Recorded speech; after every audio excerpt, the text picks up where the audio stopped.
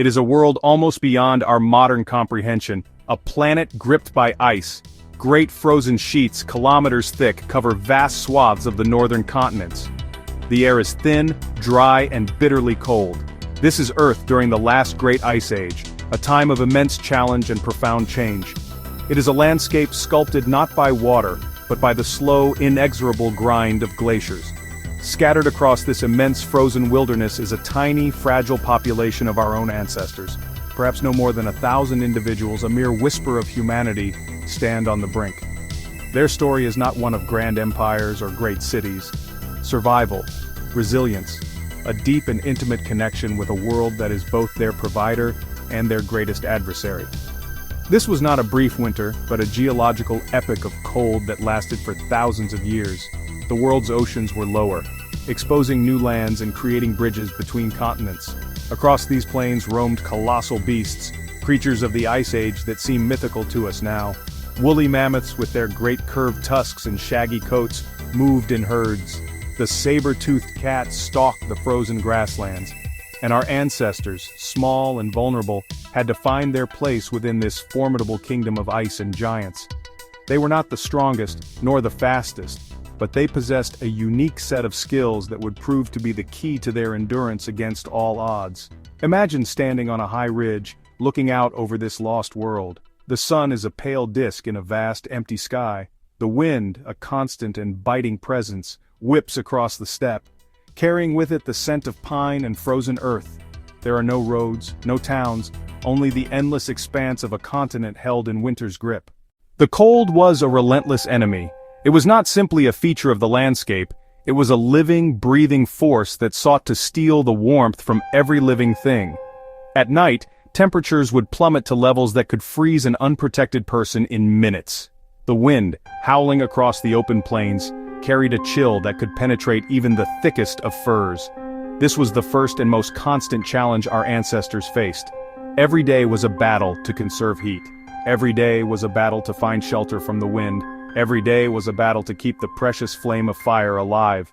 The cold was a predator in its own right, silent and ever-present, demanding constant vigilance and respect from those who dared to live within its domain. The very air they breathed was different. It was drier, harsher. The cold would seep into their bones, making muscles ache and joints stiff. Frostbite was a constant danger. It could cripple a hunter. It could cripple a gatherer, rendering them unable to provide for their family and their clan. A moment of carelessness could have devastating consequences. A tear in a mitten could have devastating consequences. A wet foot could have devastating consequences. The smallest of injuries could become a life-threatening problem in this unforgiving environment. Survival depended on a deep, instinctual understanding of the cold's power. Securing food was the central drama of Ice Age life. The frozen earth offered little in the way of easily gathered plants for much of the year. Survival, therefore, depended on meat, fat, and that meant hunting. But the prey was not small and docile. These were the megafauna, the giants of the Pleistocene. Woolly mammoths, standing over 3 meters tall at the shoulder, with immense curving tusks. Woolly rhinoceroses, built like living battering rams. Giant cave bears, formidable and unpredictable.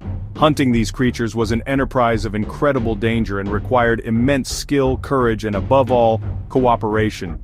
A single hunter stood little chance. It was the clan, working as one, that could succeed.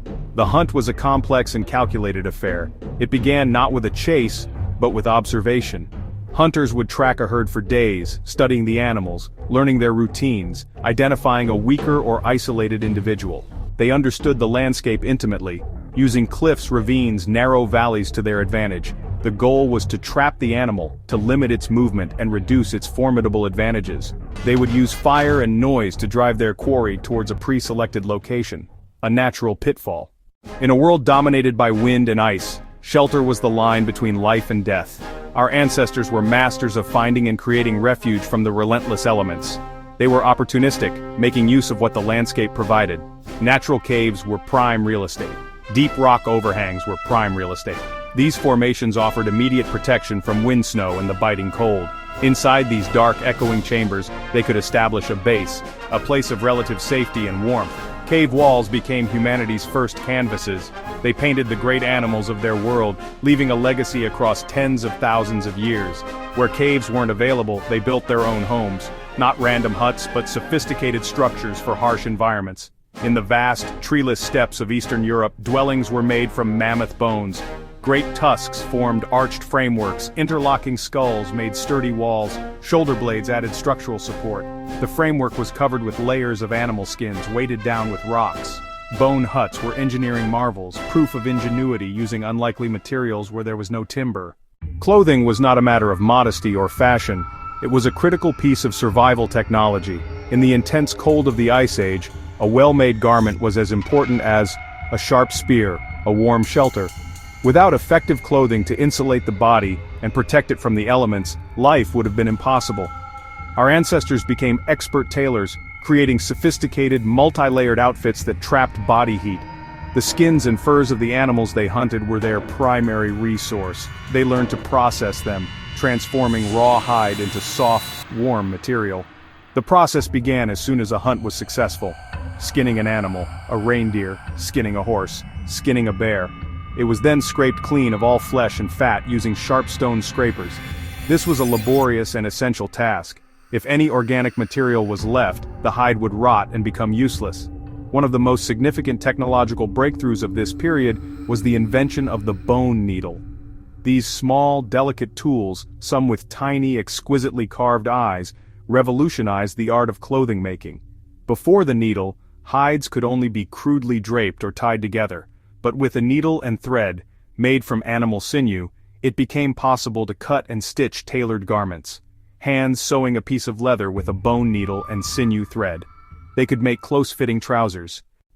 No single individual could have survived the Ice Age alone. The fundamental unit of human existence was the small, extended family group, or clan. These groups, likely numbering between 20 and 50 people, were really the bedrock of society. They were bound together by kinship, shared experience, and the absolute necessity of cooperation. In a world of such immense challenges, the group was everything. It provided safety in numbers against large predators. It enabled the success of ambitious and dangerous hunts. And it created a network of care and support that could mean the difference between life and death for every one of its members. The survival of the individual was inseparable from the survival of the clan. Within the clan, tasks were shared according to skill, age, and ability.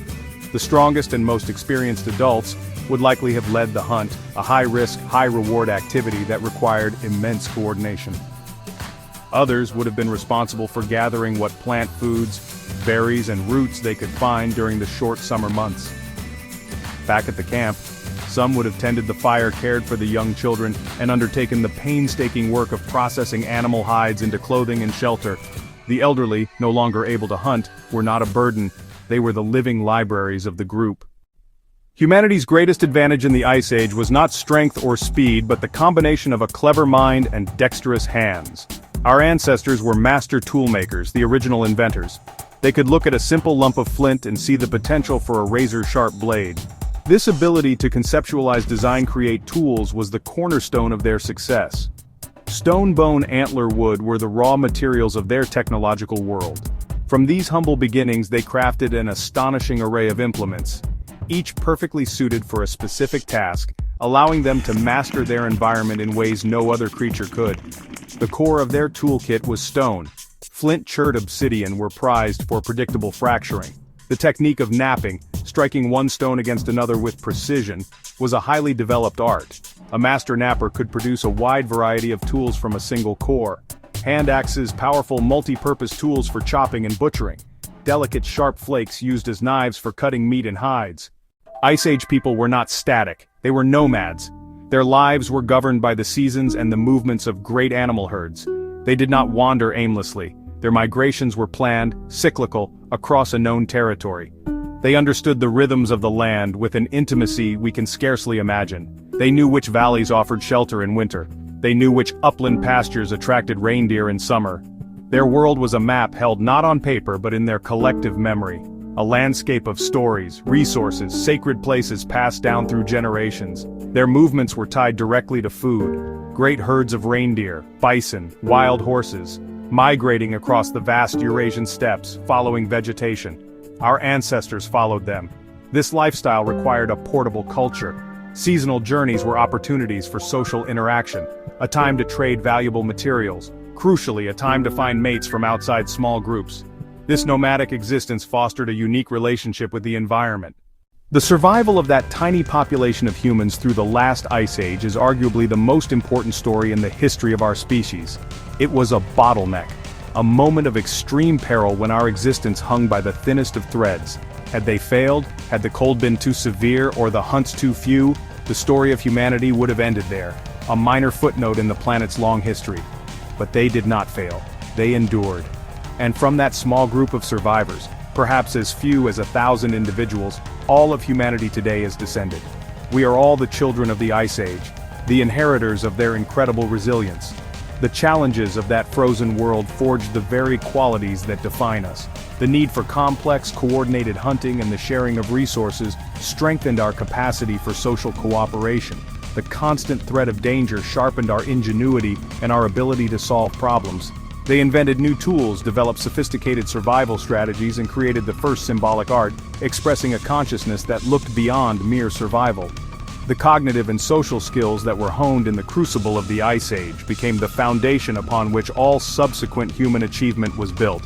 Their legacy is written in our DNA. Every human alive today carries within them the echo of that ancient endurance, a testament to the handful of ancestors who faced the great cold and, against all odds, won.